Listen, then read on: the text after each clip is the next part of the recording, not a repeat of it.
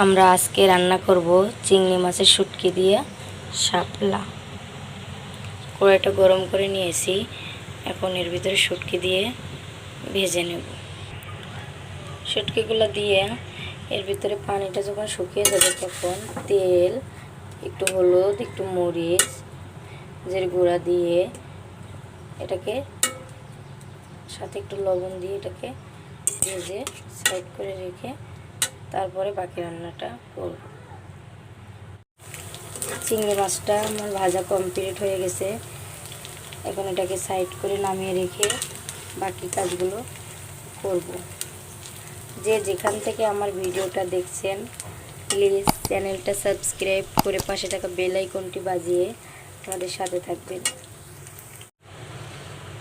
কড়াইতে আরও কিছুটা তেল দিয়ে তেলটা গরম হওয়ার পরে পেঁয়াজটা ভেজে নেব। পেঁয়াজটা হালকা করে ভেজে নেব। পেঁয়াজ ভাজা এই পর্যায়ে এসে কাঁচামরিচগুলো দিয়ে দেব। কাঁচামরিচটা দিয়ে এটাকে একটু নাড়া দিয়ে কিছুক্ষণ ভেজে দেব। তারপরে হলুদ মরিচ এটা দিয়ে দেব।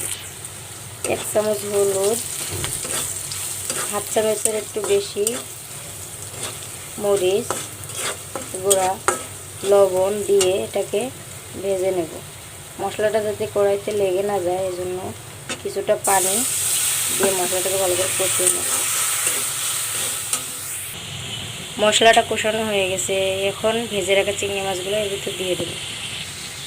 ভেজে রাখা চিংড়ি মাছগুলো দিয়ে আরও কিছুক্ষণ এটাকে ভালো করে কষিয়ে নেব।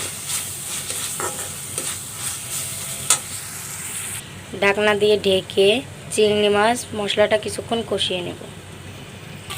চিংড়ি মাছটা কষানোর এই পর্যায়ে এসে শাপলাগুলো দিয়ে দেব।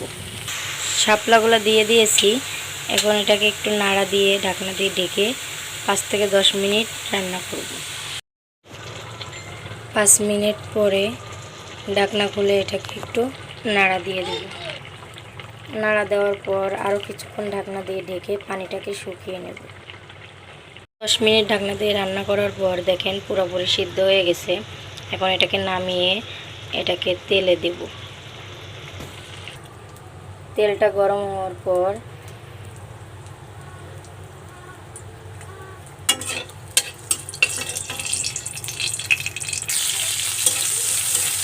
কেটে রাখা রসুন দিয়ে এটাকে লাল লাল করে ভেজে নেব।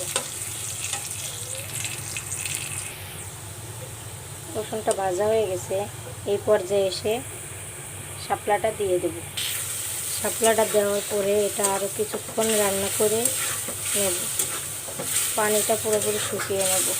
পানিটা থাকলে খেতে তত একটা ভালো লাগবে।